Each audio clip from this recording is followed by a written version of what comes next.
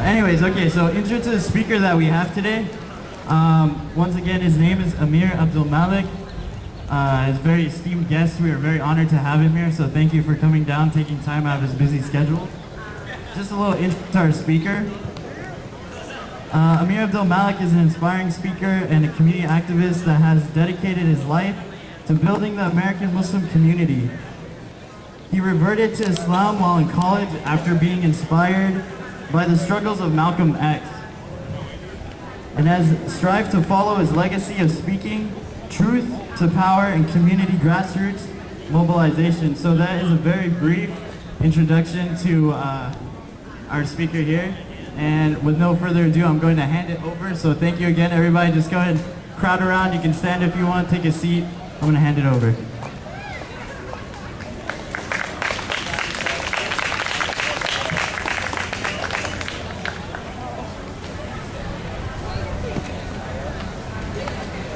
Refuge in the one God, from Satan the accursed, and I begin in the name of Allah, the most gracious, the most merciful. I greet you, brothers and sisters, ladies and gentlemen, in the greeting words of peace. Peace be upon you. Assalamu alaikum. It's an honor and a privilege to be with you today, particularly dealing with this topic of history. Malcolm X was right. Malcolm X said, of all of our studies, history is best qualified to reward all research. Of all of our studies, history is best qualified to reward all research. Malcolm understood the importance of history. He understood the importance of knowing our history. Because one of the things that's happening today, as America gets closer and closer to another 60s type period, because you can best believe that America is headed for another period of social unrest. And as we get closer and closer to that point, it's very important for your generation to be reconnected to the history. There will be people who will try to take advantage of you because you may not know the history. Some people use history to keep other people in the dark. For example, today you'll see a whole thing about, a whole propaganda about wanting to start a war with Iran, the Islamic Republic of Iran. Many American people don't know that back in about 1954, the Iranian people democratically elected a leader who they loved, and that leader loved them. His name was Mossadegh. His last name was Mossadegh. And Mossadegh's main goal was to use the resources of Iran for the benefit of the people, democratically elected. Many American people do not know, most do not know, that the American government, through the CIA, went into Iran, overthrew that democratically elected government of Mossadegh, replaced him with the Shah, a king who was up in Switzerland at the time, went and got the Shah, put him on the throne in Iran, and told the Shah, you in charge. And the people hated the Shah, and the Shah hated the people. Many of the American people don't know that history. And so when they see why the Iranians do not like America, because they don't know that history, they've been kept in the dark. And because they've been kept in the dark, they may take a position that puts them on the wrong side of history. History is very important. One of the ways that we unplug ourselves from the matrix, from this false world that has been set up, is for us to know our history. And we have to go beneath the surface. Very, very critical. We can't just stay on the surface. Because in our society and in our schools, particularly the lower schools, history has been corrupted. What do we mean by this? History has been presented to us to make some people feel a sense of superiority, and history has been presented to us to make other people feel a sense of inferiority. And we've been taught to buy into those lies. And in buying into those lies, one people becomes arrogant, and another people begins to think that they're a throwaway people, that they're actually a people of no worth and of no account. This is very, very critical. And so when we were taught history coming up, we were taught, like what the brother said earlier, You know, the basic stuff. The founding fathers are our friends. We are to look up to the founding fathers. Now check this out. How do you look up to someone? How do you take someone as a hero who thought that you were inferior because of your color? How do you do this?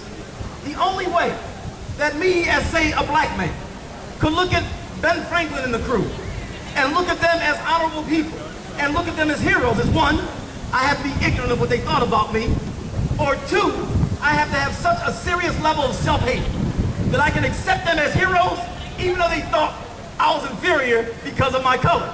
It is this whitewashing, if you will, of history that again caused one people to feel a sense of superiority. Do you know that to this day, when they talk about why are they over in Iraq, do you know the excuses they give that why they're over in Iraq? They said that the Iraqi people have to be taught how to govern themselves. Now, history, Iraq, that's like Mesopotamia. Y'all went to class that day. That's Mesopotamia. That's like Babylon. Iraq has been here for a long time. Uncle Sam got here last week, and Uncle Sam is saying that the Iraqi people need to be taught how to govern themselves. They only been here for 5,000 years. But history is so important because again, once we take on a history that is not true, a history that's designed to keep people in darkness, a history that's designed to cover up people's crimes, then we stand on the wrong side of history. And so we have to get into today the importance of you, your generation, reconnecting yourself to history.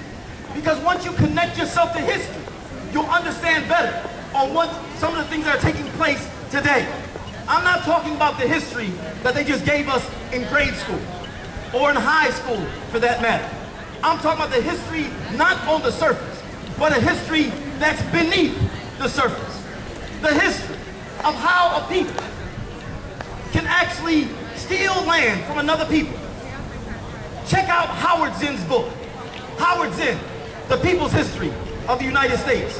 And if you don't check out that book, just check out the chapter on the Mexican-American War and see what happened during that time. And see what happened to our Mexican brothers and sisters. And then when their land was stolen, they're turned around and they're called illegal aliens. The indigenous people of this land are called illegal aliens, right? But when you go beneath the surface of the history, you'll see how that is flawed. And so one of the things that you have to do is to familiarize ourselves, with the history, and share this history with our people. Share this history with your parents. Share this history with other family members. Because again, as a result of the history that we are being taught, it is a history that's keeping us in darkness. It is a history that's keeping us in a state of self-hate. It is a history that does not empower us. It is a history that enslaves us. And so we have to question it. Today, you know that today, whenever they show pictures of Africa, Black Africa, they never show cities. Y'all notice that? I'm talking 2010, y'all. When they show pictures of Black Africa, they never show cities. So you'll be thinking that in Black Africa, there ain't no cities. That's like if I show people pictures of the United States and I show them Nebraska. All I showed them was Nebraska and Kansas. They say, dang, y'all ain't got no trees, right? I mean, that would be the image, right? But when they show images of Africa to this day, when they show Black Africa, they don't show cities. Why? There's a history behind that. Because part of the history that we have been given is a type of history that is used to justify people's crimes or to gloss over people's crimes. In Arizona, in Texas, they're giving you an excellent example of what they're trying to do with history. There's one guy the other day from Arizona, and we know what's happening in Arizona, right? Right? It's not just driving while brown, it's being while brown, right? That foolishness they have in Arizona. But one guy came out in Arizona, he said that we have to stop, this is what he said, we have to stop teaching history that causes people to dislike another people, right? He said he got mad because every time the Mexicans will learn about Chicano history, he said they'd be mad at the United